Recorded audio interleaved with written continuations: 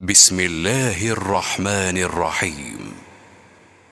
لم يكن الذين كفروا من أهل الكتاب والمشركين منفكين حتى تأتيهم البينة، رسول من الله يتلو صحفا مطهرة فيها كتب قيمة، وما تفرق الذين أوتوا الكتاب إلا من بعد ما جاءتهم البينة، وما أمروا إلا ليعبدوا الله مخلصين له الدين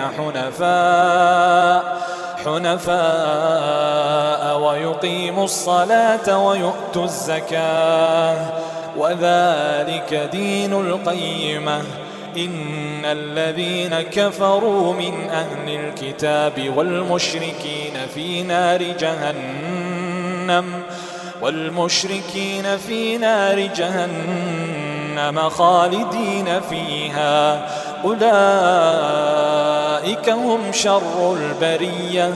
إن الذين آمنوا وعملوا الصالحات أولئك هم خير البرية، جزاؤهم عند ربهم جنات عدن تجري من تحتها الأنهار خالدين فيها أبدا، رضي الله عنهم ورضوا عنه، ذلك لمن خشي ربه.